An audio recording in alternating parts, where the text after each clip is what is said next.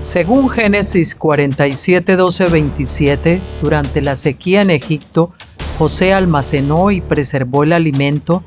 Para subsistir, la gente tuvo que venderlo todo y, al fin, incluso a sí mismos. Ese es el precio de vencer.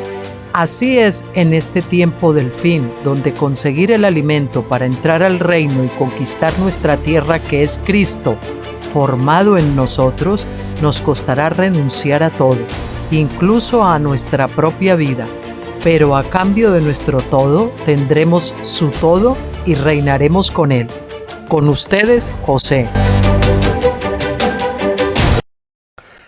Muy buenas, ¿cómo están, queridos amigos? De nuevo con ustedes, 22 de julio, para terminar la semana y para terminar también con el libro, uno de mis libros, Dios de toda consolación, porque un Dios que nos ama permite que suframos.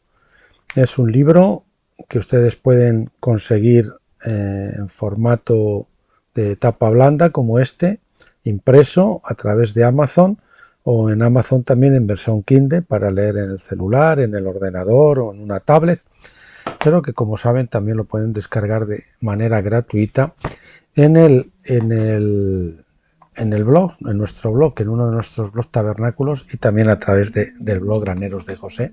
En los dos sitios tienen enlaces para hacerlo.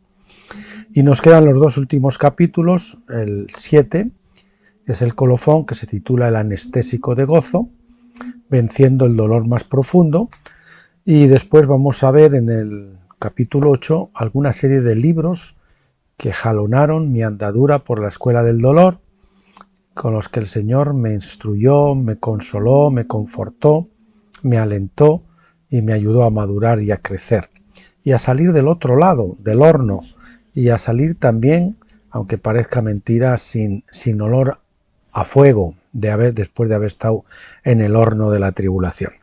Así que, sin más preámbulos, pues vamos allá, vamos a leerlo.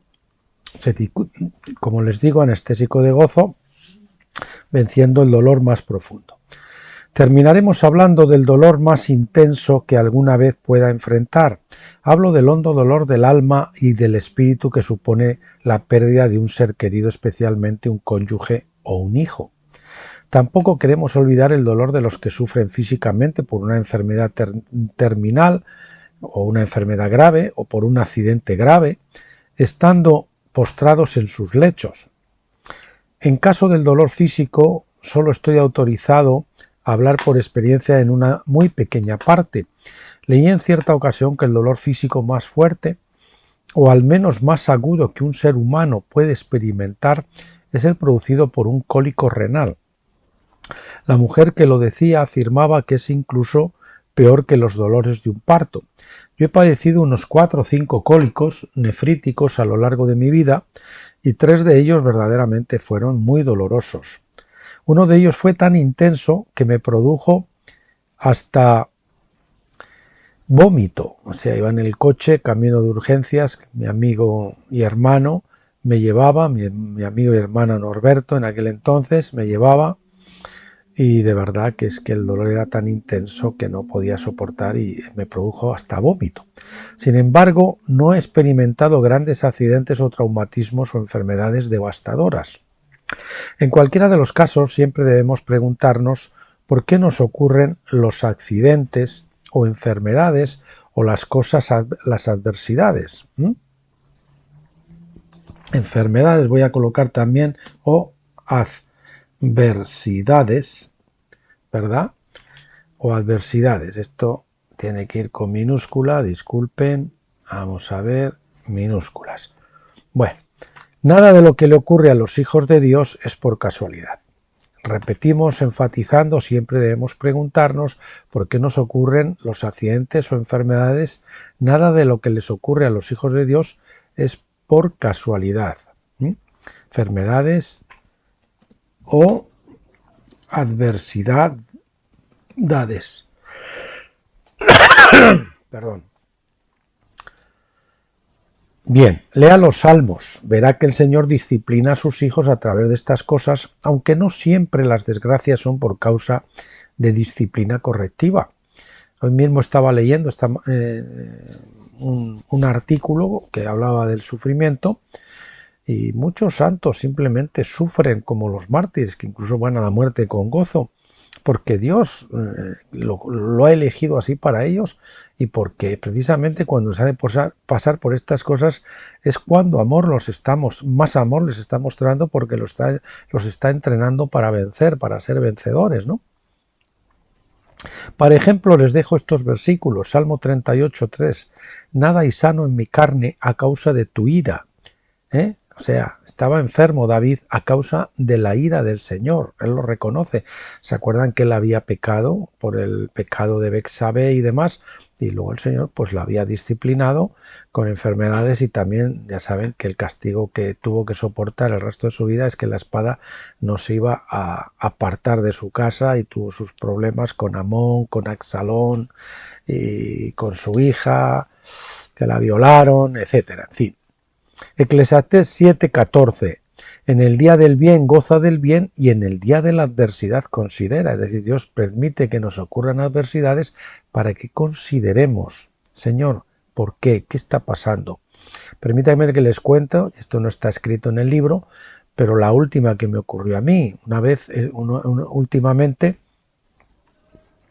pues resulta que pues yo solía recogerle hierbabuena a mi mujer ahí en una laderita que había en un terraplén, y bueno, pues un día fuimos a recoger eso, era un sábado a la mañana, y el terraplén, pues claro, por la mañana estaba resbaladizo por causa del rocío, y entonces como el terraplén era bastante inclinado, pues yo cuando iba a bajar ya me caí, y ya estaba mirando según bajaba, y caí sobre todo lo largo sobre el lado izquierdo, y me golpeé en el brazo y en la muñeca, aquí, así, la muñeca. Y entonces, pues bueno, en principio el caliente no, pero luego se puso la cosa tan fea y tan mal que al día siguiente tuve que ir a urgencias, y acabaron escayolándome, poniéndome una férula en todo lo que es el antebrazo izquierdo, una férula ahí en el antebrazo. Y bueno, entonces yo le pregunté al Señor, Señor, ¿qué pasa? ¿Por qué he caído? Y además el Señor me mostraba, has caído del lado izquierdo. El lado izquierdo no es el lado de la gracia, ¿verdad? Es el lado de la ley, no es el lado de la misericordia. Y entonces, pues el Señor me hizo entender que era porque yo estaba intentando, tal, se me ha dicho, no te metas en negocios, no intentes hacer nada, tú solo espera, tú deja eso ahí, no estés inquieto y tal. Y bueno, pues uno enredando ahí y tal, con las criptomonedas, con esto, que lo otro, tal, para ver cómo se podía conseguir algo tal más, ¿no? Pero entonces, pues el Señor permitió eso y me mostró que era por eso, que me tenía que estar quieto, que yo simplemente tengo que esperar, servirle a Él, y que Él se ocupa de mis asuntos financieros. Bueno, pero no era solo eso. Yo cuando fui al hospital, pues resulta que allí hablé con una enfermera, que es la que me atendió, y a cuenta de que las bolsas de las gasas tenían el símbolo del grafeno, ya sabes que se habla mucho del grafeno en vacunas y estas cosas, pues resulta que le pregunté, estuvimos hablando de todo esto, de la pandemia y demás, ¿no?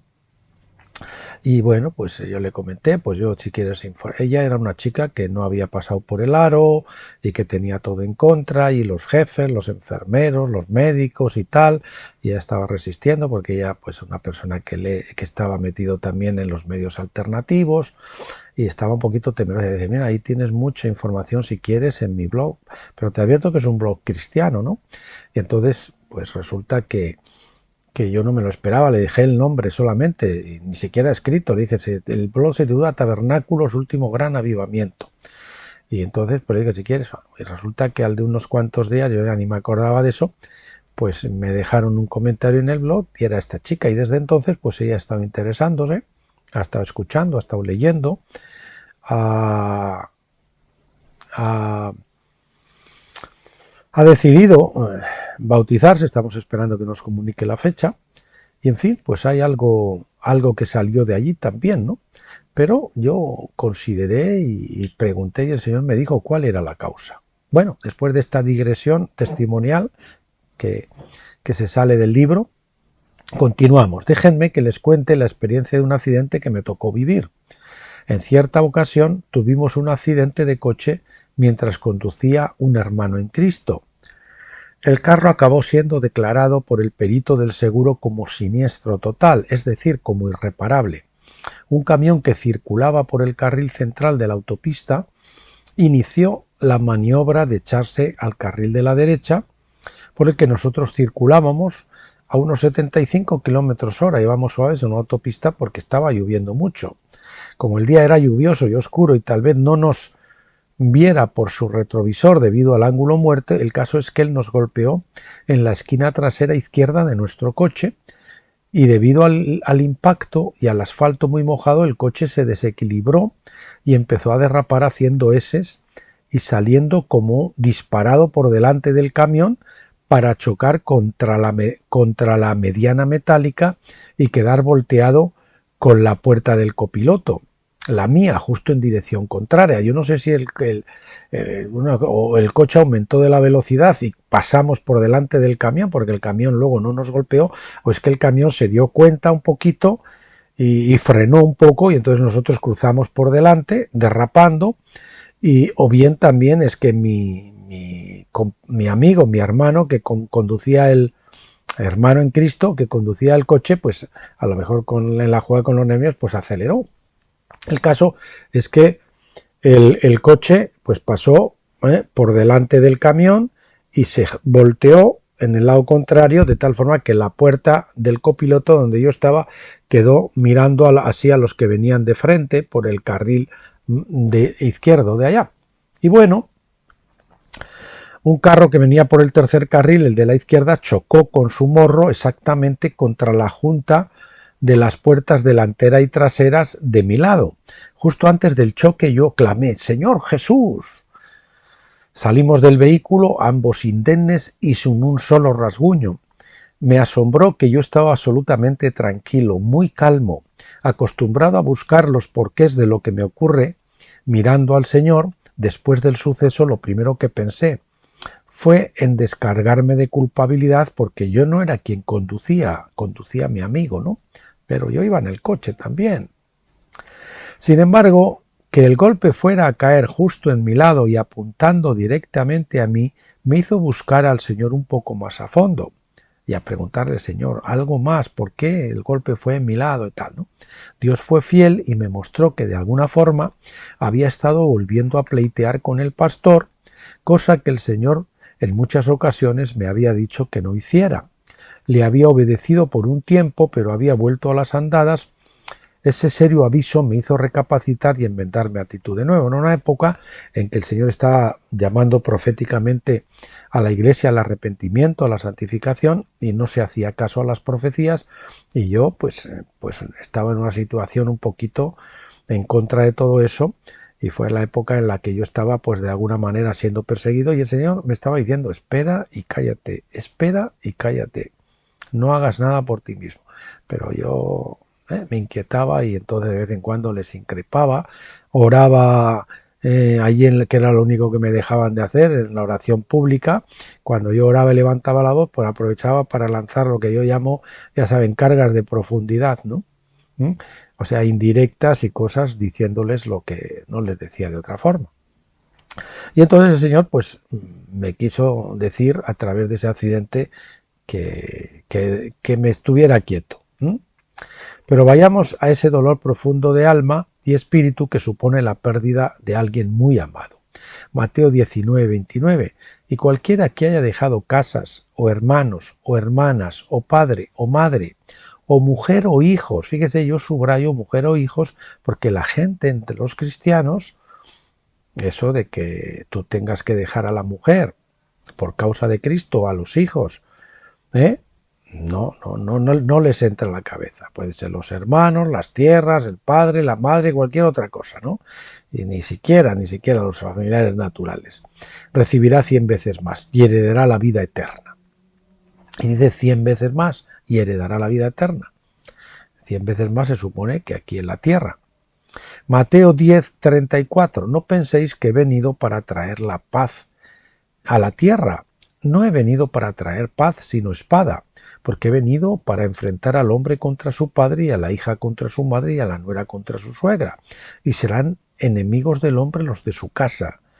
Subrayado eso, serán enemigos del hombre los de su casa. Pero parece ser que los cristianos pentecostales, entre los que yo estaba, luchan porque los de su casa no sean enemigos. Entonces, lógicamente, si uno sigue a Cristo, van a ser sus enemigos. Luego, si no son sus enemigos, es que no está siguiendo a Cristo para evitar la persecución. Algo ahí no está casando. Y yo creo que lo que tiene razón es el Evangelio, no nuestros razonamientos, ni nuestros argumentos, ni nuestros amores terrenales. Seguro que ustedes, igual que yo, han sido educados en familias e iglesias en las que dejar a una esposa, aún siendo por el Evangelio, o divorciarse, es algo tabú. Iglesias que en estos versículos, como por arte de magia, no se pueden tomar según lo que claramente dice. Y dicen que la familia y hermanos en Cristo suelen ser los opositores más feroces a nuestro compromiso absoluto con el Señor, que nos compró con su sangre. Eso es lo que dicen esos versículos. También dicen que puede ser que en nuestro seguir a Cristo, por donde quiera que Él vaya, tengamos que dejar atrás a quienes se opongan a ello. Incluso, aún se trate de un cónyuge o unos hijos, y esto puede que sea temporal o puede que sea definitivamente. Yo aprendí por experiencia que las iglesias están confundidas y regatean carnalmente el precio del Evangelio, pues me tocó tener que pagar este alto costo por seguir a Cristo. Por supuesto, todos en mi familia e iglesia se vinieron en mi contra. Mi ex esposa, mis hijas, mi pastor y mis hermanos en la fe, mis padres y hermanos de la carne, todo el mundo. Tuve que abandonar el hogar matrimonial en 2 ocasiones. Pongo en negrita esos 2 porque no ha sido una. El Señor me hizo hacerlo por 2 veces. La primera porque me forzaron legalmente a salir, cosa que yo provoqué por llevar a una drogadicta a la casa para ayudarla sin el consentimiento de mi exesposa. Imagínese usted, mujer que me oye, si su esposo se le presenta con una drogadicta sin avisarle y la mete allá. Pues yo ahora lo entiendo, no actué correctamente, pero el caso es que yo entendí lo que el Señor me decía hacerlo y lo hice. Y en aquel tiempo probablemente mi comportamiento no era de lo más eso, pero yo lo hacía para seguir al Señor y obedecer al Señor. Y eso me costó lógicamente lo que ustedes ya saben y están escuchando.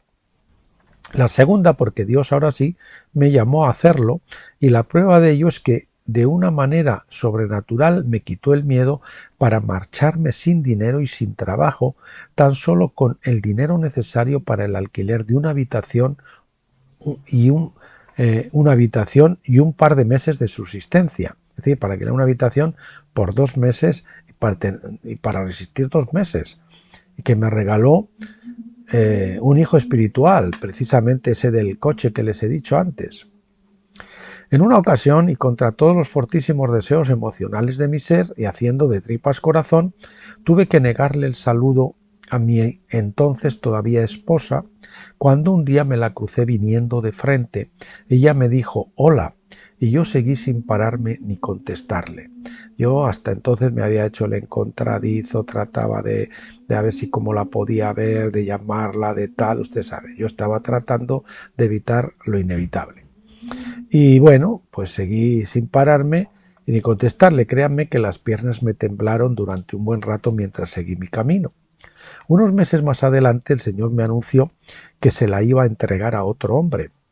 Cuando pude ver al mismo hermano del accidente, sentados en su coche, le confesé llorando lo que estaba sintiendo. Lloramos pidiendo su gracia para poder obedecer su voluntad en tal caso. Unos pocos meses después, mientras paseaba, la vi venir asida de la mano de un hombre.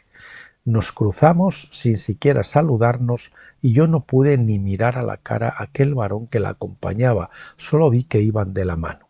Yo creí morir y mi debilidad era tal que pensé que no tendría fuerzas para regresar a la casa.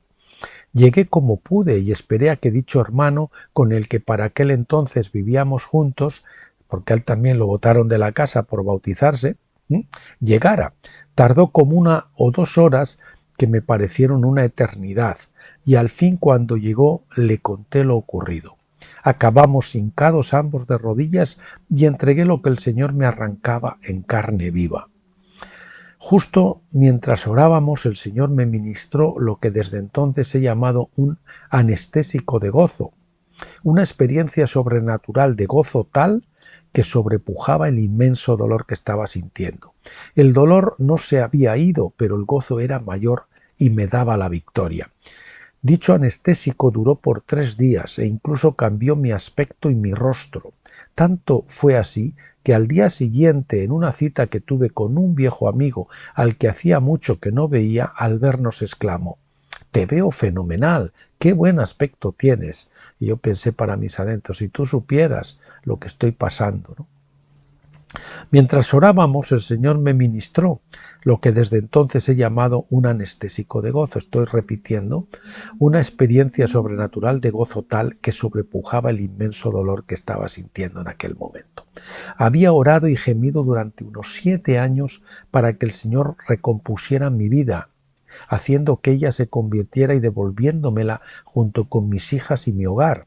Pasaron 20 años y ni ella ni mis hijas me fueron devueltas. El Señor me tenía reservada una esposa 100 veces mejor, la cual me dio.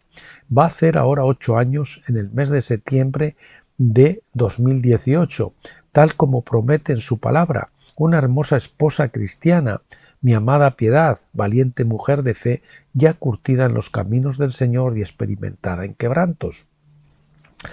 Eso no quiere decir que no lo hayamos tenido que pasar las cosas que hemos tenido que pasar para llegar a la unión que tenemos en estos momentos, como todos los matrimonios. Pero ese fue el regalo del Señor. Ese fue el premio que yo recibí como graduación en la Escuela del Espíritu, y así me lo dijo el Señor. Bienaventurado el varón que haya esposa, ¿verdad? Dice la palabra. Además, recientemente he tenido la sensación de que tras 20 años muy pronto mi hija mayor será redimida, rescatada y de vuelta. Ardo en deseos de comprobar si esa intuición verdaderamente vino de él o solo se trataba de mi deseo. Y hoy, pues en la actualización y en la grabación de este vídeo, quiero decirles que han pasado 4 años y todavía no ha ocurrido. Así que seguimos esperando. También un día leí que el dolor mayor que alguien puede experimentar, mayor que la muerte del cónyuge amado, es la pérdida del cónyuge amado por la traición de éste, es decir, un cónyuge que te traiciona.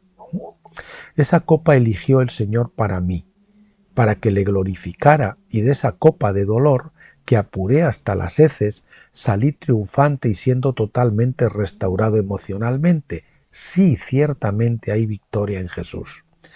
El dolor mayor, repetimos, es enfatizando que alguien puede experimentar, mayor que la muerte del cónyuge amado, es la pérdida del cónyuge amado por la traición de éste.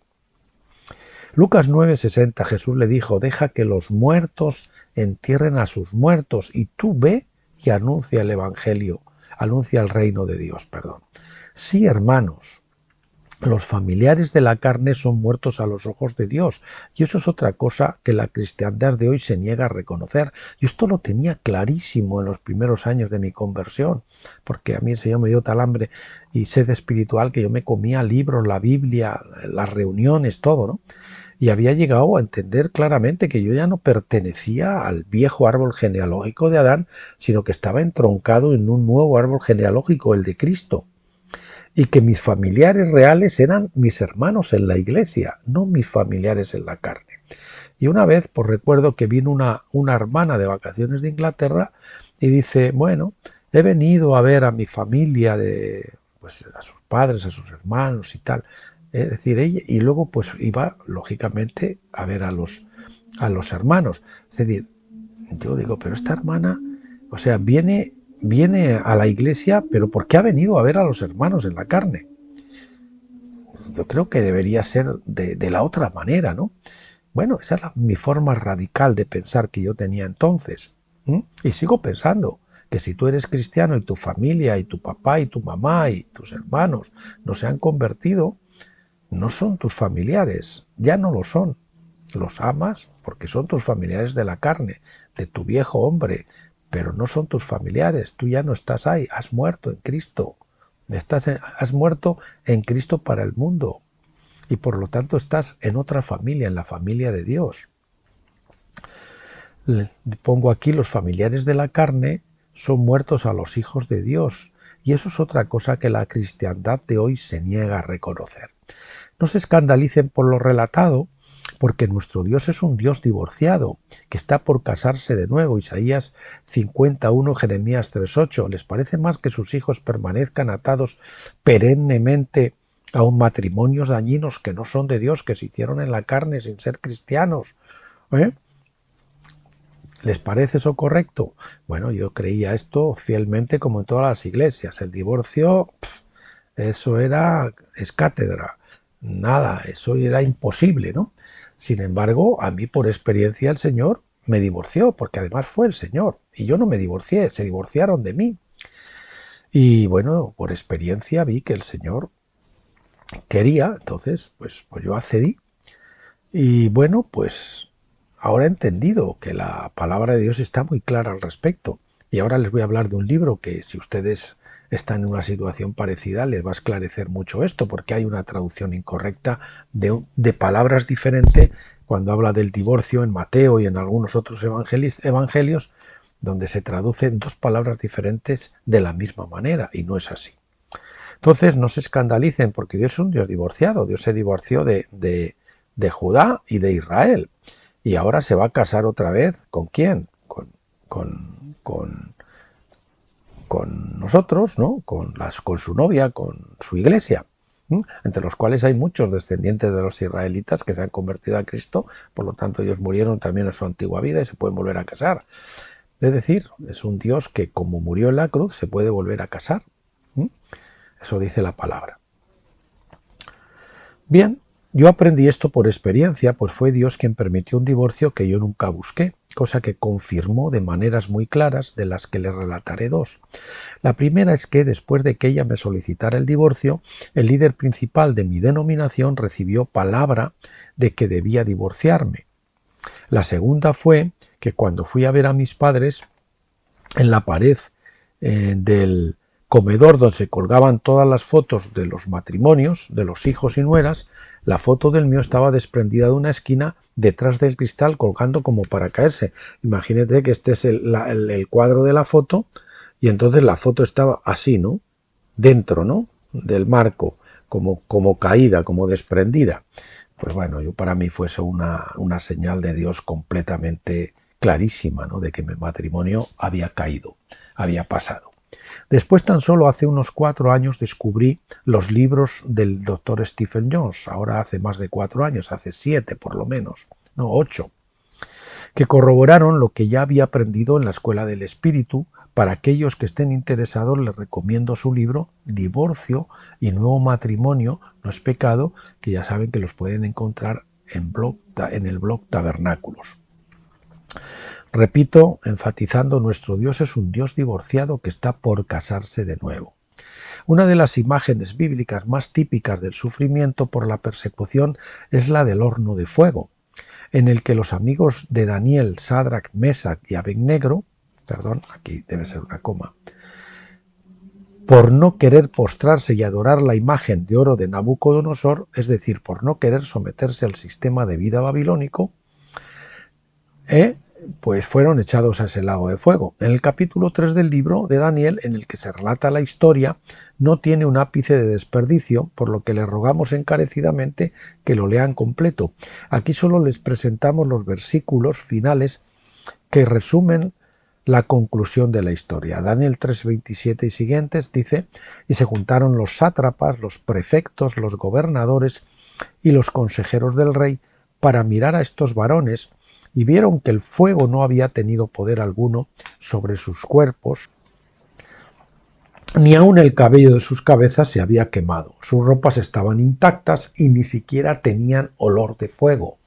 Entonces Nabucodonosor exclamó: bendito sea el Dios de Sadrach, Mesach y Abednego, que envió a su ángel y libró a sus siervos que, confiando en él, no cumplieron el edicto del rey. y entregaron sus cuerpos antes que servir y adorar a ningún otro Dios fuera de su Dios. Por lo tanto, decreto que toda persona de cualquier pueblo, nación o lengua que hable sin respeto del Dios de Sadrach, Mesach y Abed-Nego sea descuartizada y su casa convertida en muladar, por cuanto no hay Dios que pueda librar como éste.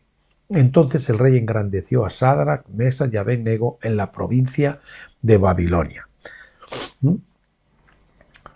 Después de consagrarse para servir al Señor en una forma absoluta, usted será acosado y probado con el fuego de la persecución y el sufrimiento de una manera 7 veces intensificada, lo que quiere decir que a lo máximo que el Señor tenga estipulado para usted, que nunca será más de lo que pueda soportar y siempre le dejará una puerta de salida, como dice 1 Corintios 10:13, una puerta de salida para poder soportar. Si permanece fiel, usted saldrá de este horno tan completamente restaurado que ni sus ropas olerán al humo de ese bautismo de fuego. Enfatizamos, si permanece fiel, usted saldrá de ese horno tan completamente restaurado que ni sus ropas olerán al humo de ese bautismo de fuego. Y añado ahora que es que además, como se dice en el relato, mientras estaban en ese horno de fuego ardiente calentado 7 veces, ahí se les apareció el Señor. Es cuando estamos en lo más intenso del fuego, en lo más intenso de la tribulación, por obediencia al Señor, que le conocemos íntimamente, que el Cristo se forma en nosotros y está con nosotros de una manera muy íntima que no podría ser y de la que no podríamos conocerle a no ser por esas circunstancias. Los que le rodean le verán tan feliz y satisfecho, lleno de la paz, el gozo y el amor de Dios, que nunca se imaginarán por lo que usted tuvo que pasar para llegar ahí, como aquel chico cuando estaba en el banco con él, que les conté antes, que me dijo, ¿qué aspecto tienes? Y yo pensé para mí, Dios mío, si tú sabes por lo que estoy sufriendo, ¿no? Por lo que estoy pasando. Debido a eso, muchos temerán y confiarán en su Dios. Como dice el Salmo 40, al músico principal, Salmo de David, este es uno de los salmos que el Señor me daba en mis tiempos de tribulación y que me aprendí de memoria, como algunos otros, que dice, pacientemente esperé a Yahvé, se inclinó hacia mí y escuchó mi clamor, me trajo del pozo de la desesperación del lodo cenagoso, afianzó mis pies sobre una roca, o puso mis pies sobre una roca y consolidó mis pasos, puso luego en mi boca un cántico nuevo, un himno de alabanza a nuestro Dios. Verán esto muchos y temerán y confiarán en Yahvé. Cuando usted salga del horno le va a ocurrir eso exactamente. Bien. Y entonces, pues vamos con el capítulo 8, que lo vamos a pasar para que comience página hasta aquí. Bien. Algunos buenos libros que le ayudarán. Déjeme tomar un sorbico de agua.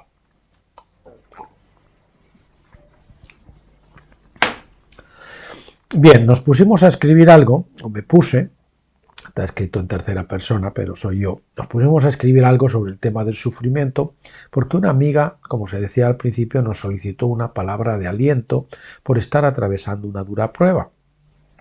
No sabíamos lo que esto daría de sí y nunca imaginamos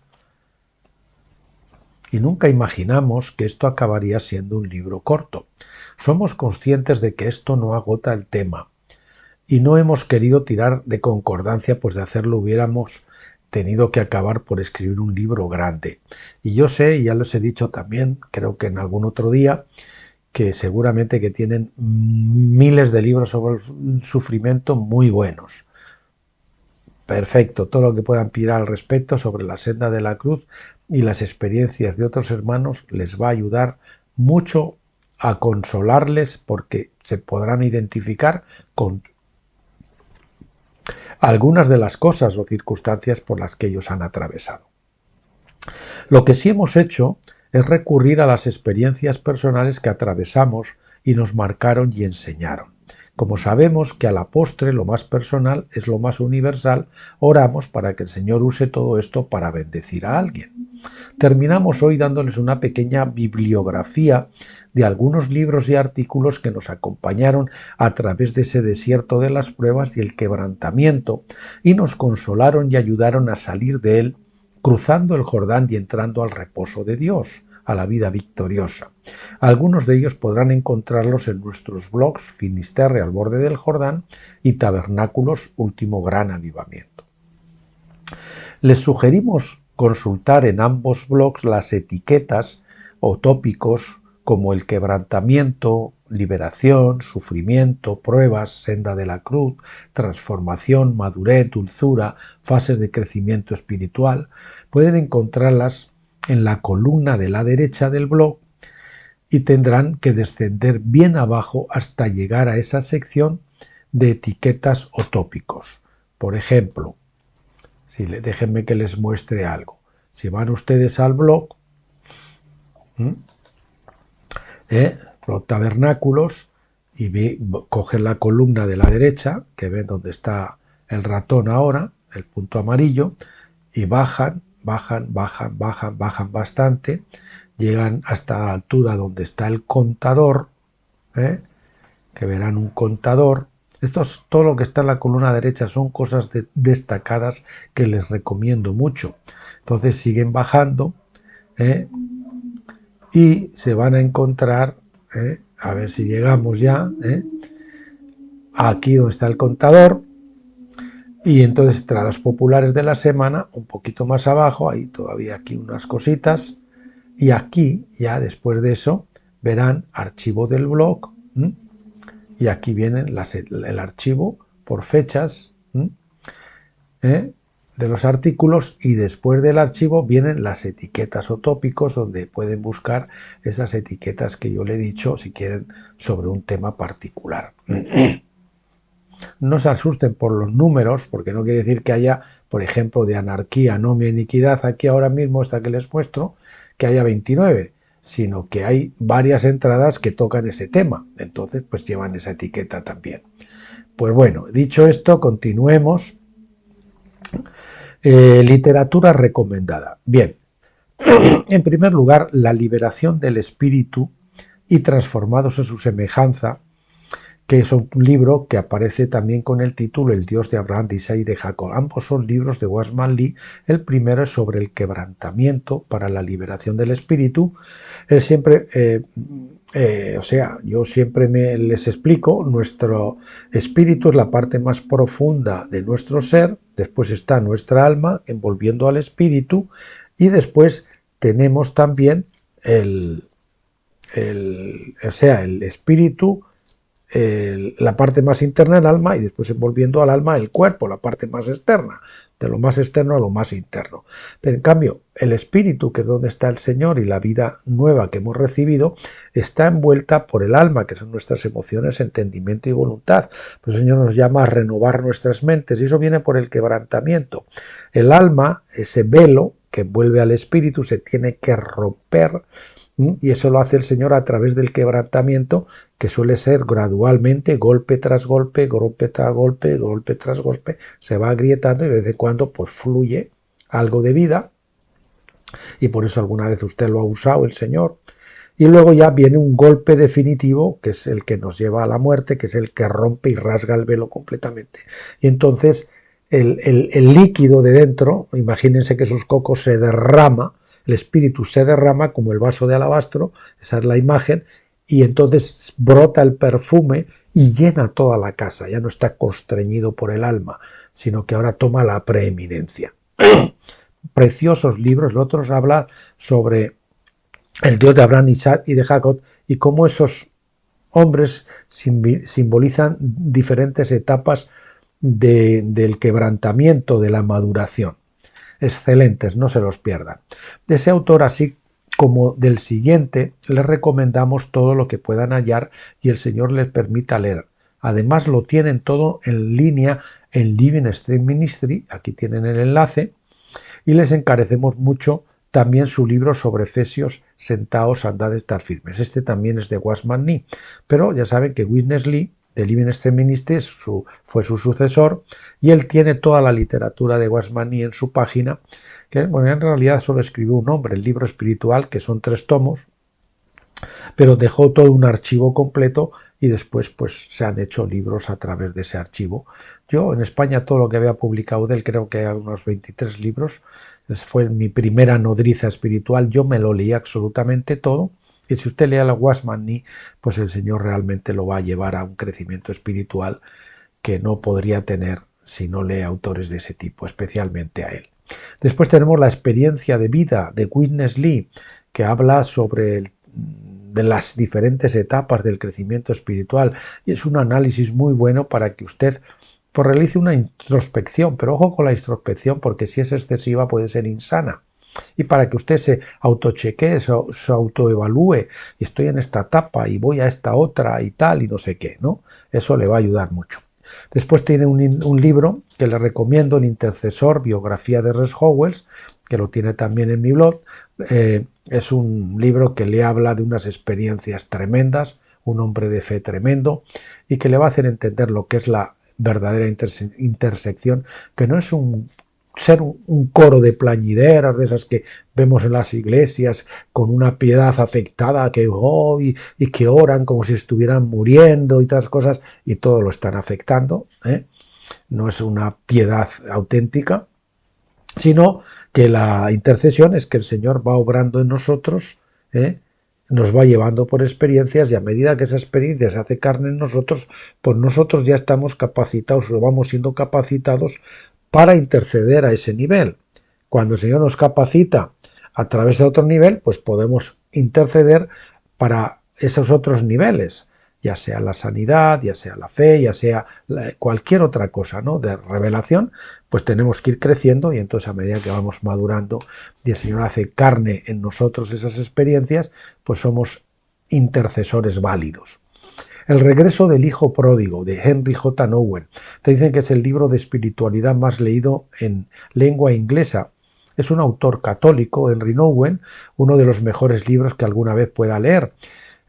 Aunque es un autor católico, este libro no tiene ningún error. Yo he leído varios otros libros de él, tal vez casi una decena de libros, y en los otros, como casi todos los católicos, ya se meten en derroteros con chamanes y justifican un tipo de cosas y demás, por lo típico de la iglesia de Tiatira, que es Babel, la iglesia de la confusión, que es lo que quiere decir Babel, de la mezcla.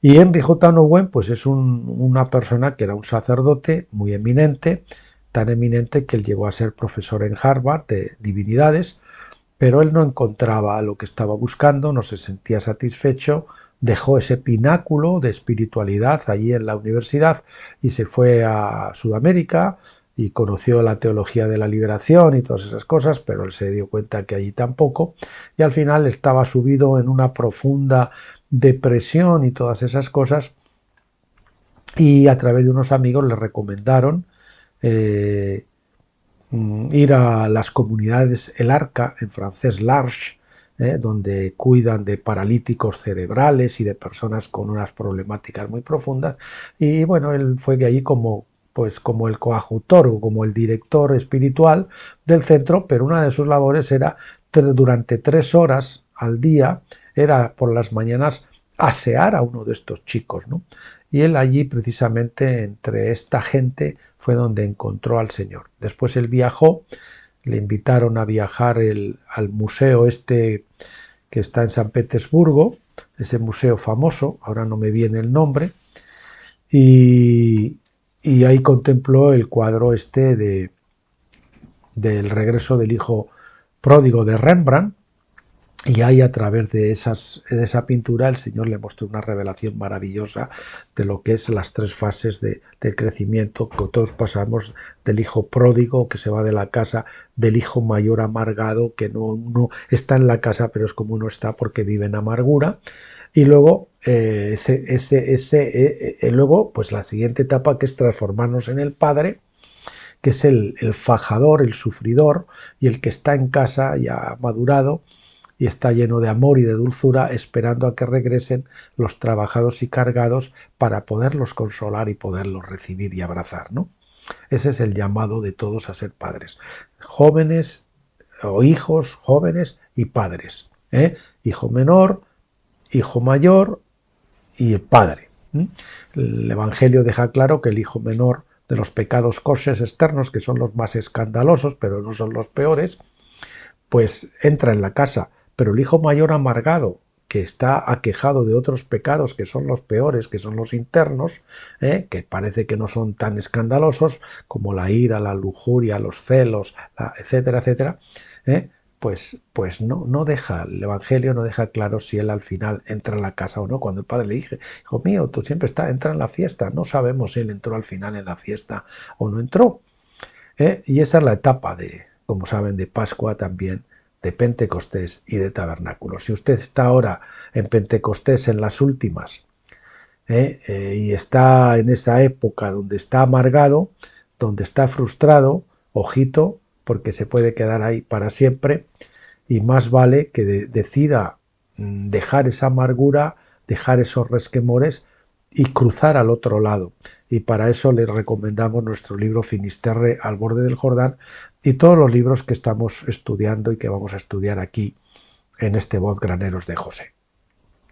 Bien, hay otro libro sensacional que comparto también en cuanto a uno de los mejores libros con Joseph Derring, que él dice también, de Hannah Hurnar, Pies de ciervas en los lugares altos, que él habla de los dos amigos que nos llevan a la cima, que creo que es el sufrimiento y ahora no recuerdo el cual, ¿no?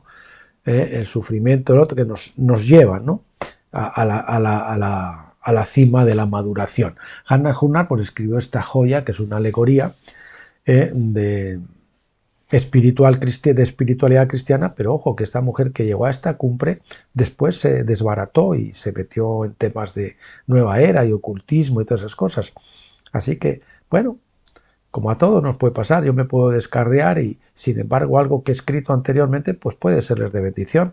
Porque lo digo esto, ¿por qué? Porque hay muchas veces que nos digo, pues ese hombre se metió en los masones o después tal. Digo, bueno, no sé lo que se metió o acabó. Yo sé que sus libros que escribió en cierta época, pues son de mucha bendición. El viaje hacia adentro de Jane Edwards es otra persona que realmente es una persona de una humildad tremendo. Acuerdo que me decía Keith Smith, es el único de los autores que yo he leído que no tiene nada de ego, me dijo. Y él conoce también y habla mucho de la vida interior y de la cruz y de todo eso. Luego tienen otro libro muy famoso, Perfil de tres monarcas de él, de Jane Edwards, sobre la sumisión y la espera en Dios, sobre los tres reyes, David, Saúl y Absalón. Y cómo, por ejemplo, habla de la sumisión y cómo tenemos que esperar a que Dios nos levante. El David, cuando estaba perseguido por Saúl, lo tuvo a huevo, como decimos aquí, mucho tiempo, pero él dice, yo no me atreveré a levantar la mano contra el ungido de Jehová.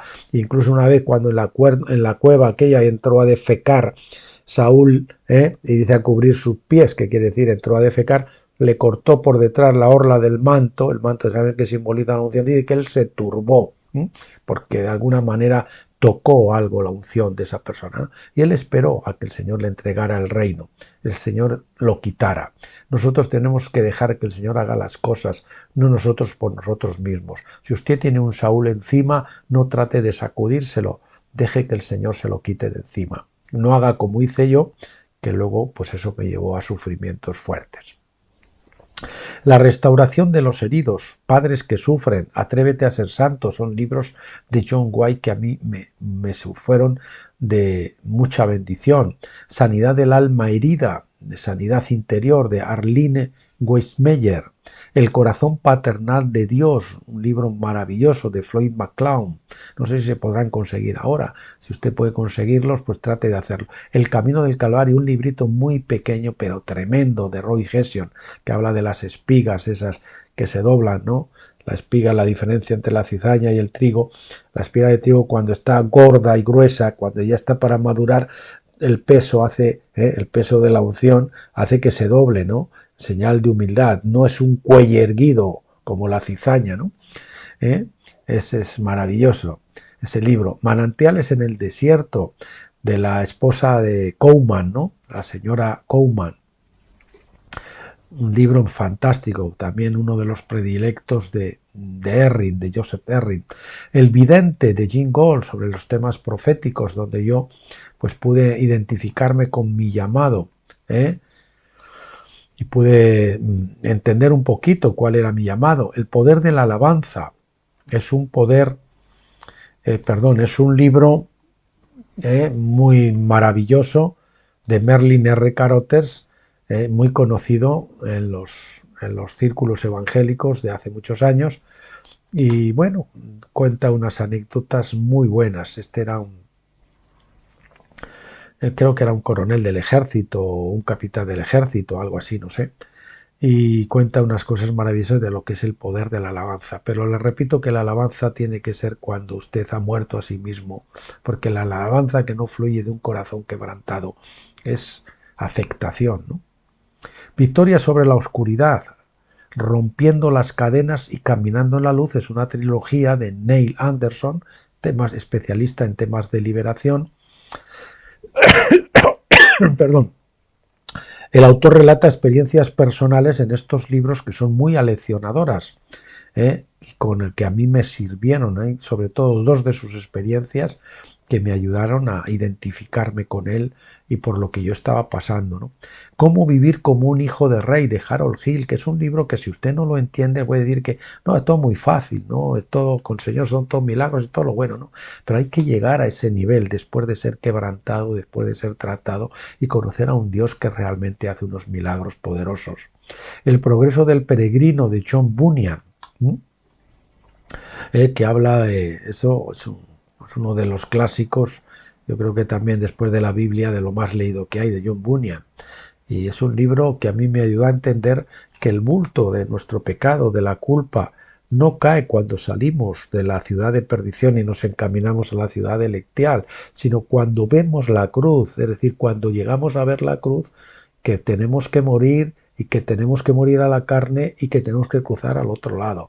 Y a partir de entonces se cae el bulto de atrás y Peregrino empieza a caminar con agilidad y con soltura. Hasta entonces usted puede tener la intención, quizás hasta ahora, de que no, de que la vida del cristiano es siempre así. No, no, no. Llega un momento en que ese bulto se nos cae y entramos en la vida victoriosa. Más las biografías, todas las que usted lea de grandes siervos de Dios le van a bendecir muchísimo. Lea biografías como por un tubo. La de Hudson Taylor, Josh Mueller, Josh Wesley, John Wesley, Lutero, Rex Howell, Joseph Terrin, etc. Todos los libros de A.V. Tozer o Tozer, dicho en castellano. Los libros de F.B. Meyer, que también biografías bíblicas de Pablo, de Moisés, del otro. Les aconsejo el libro mío, Finisterre al borde del Jordán, porque está basado en la interpretación de un sueño, de una visión que el Señor dio, y nos da la clave para salir del desierto de Pentecostés, muriendo al ego, muriendo a la carne, dejándolo sepultado en las aguas del Jordán y entrar al reposo de Dios en Gilgal y de ahí a la conquista de la tierra victoriosa que es Cristo formado en nosotros y después llegar a la madurez. Hay libros de autores católicos que a mí también me ayudaron en algunos momentos. No recomiendo libros católicos hasta que usted no tenga un alto grado ya de camino en el Señor y bueno, que se deje orientar por el Señor. ¿Por qué? Porque tienen muchos errores, mucha mezcla, mucha confusión y lo pueden extraviar. Pero si usted ya tiene unas bases y demás como para poder discernir, ellos como han estado y tienen, ya saben, dicen que los más altos valles están con las más altas cimas. Entonces la Iglesia Católica, precisamente debido a que tiene muchos valles, pues han salido de ahí grandes santos, ¿no? Grandes santos que tenían eso, pero como han tenido que estar, como ya saben, el cristianismo no es los espinos ni es el lirio, sino es el lirio entre los espinos. No se puede separar lo uno de los otros. Pero en este caso en la Iglesia Católica se da de una forma muy especial. Así que yo le recomiendo que lo haga cuando ya tenga un cierto nivel de madurez. Entonces en ese caso puede encontrar libros y como digo aquí, aplique usted el filtro, escudriñadlo todo y retened lo bueno, como dice en 1 Tesalonicenses 5:21. Por ejemplo, le recomiendo Subida al Monte Carmelo, Noche Oscura del Alma, el Cántico Espiritual de San Juan de la Cruz, Las Moradas o Camino de Perfección de Santa Teresa de Jesús, Adulto y Cristiano, Crisis de Realismo y Madurez de Javier Garrido, un libro muy bueno que trata de la crisis de los 40 como una crisis espiritual que viene a nosotros. Es una crisis en todos los niveles, a nivel antropológico, donde donde Dios viene a encontrarse con el hombre. Nosotros, de alguna manera, hasta los 40, hasta esa etapa de nuestra vida, puede ser 35, puede ser 45. Probablemente le llaman la crisis de los 40 y tiene un porqué, porque hasta ese entonces nosotros vamos a por la vida, ¿no? Pero después viene el Señor a encontrarse con nosotros y viene a rompernos, a sacudirnos, a llamar nuestra atención, a interpelarnos a través de los problemas, a través de las crisis, a través de un montón de cosas. ¿Para qué? Para que hacer que levantemos nuestra vista hacia Él y Él nos dice, no te olvides, yo estoy aquí, tienes que contar conmigo, ya has quemado las mitad de tus cartuchos, ya solo te queda la mitad. Es hora de que trates de buscar una relación conmigo, que trascienda esta vida. Y entonces pues ya no vamos a por la vida, sino que la vida viene hacia nosotros y nos dejamos dirigir por Dios y entramos en armonía con Dios y con su creación. No vamos como Balán a contrapelo o con calzador, sino que vamos con vaselina, una vez que hemos sido tratados. Otro libro sobre esa misma crisis, La mitad de la vida como tarea espiritual, y también Nuestras propias sombras, de Ansel Grum, La nube del no saber, que es un anónimo, y en fin, pues es algunos de los libros, hay muchos más seguramente, yo les recomiendo los que yo he mirado. Nada, espero que les haya encantado este libro, que les haya gustado al menos, y que les haya servido para consolarles y para animarles, y que sepan que después del túnel viene la luz, que sepan que después del camino estrecho viene el lugar espacioso, y que hay victoria en Cristo Jesús y que se puede alcanzar. El cristianismo no es todo la senda de la cruz, no es todo un valle de lágrimas. Es cierto que existe el valle de lágrimas, pero al otro lado del valle de lágrimas nos esperan la paz, el gozo y el amor. Que Dios les bendiga mucho y nos vemos la semana que viene, la semana entrante, Dios mediante, el lunes, para continuar con nuestro estudio del libro sexto de Apocalipsis del Dr. Stephen Jones. Hasta entonces, que el Señor les guarde y pasen un día.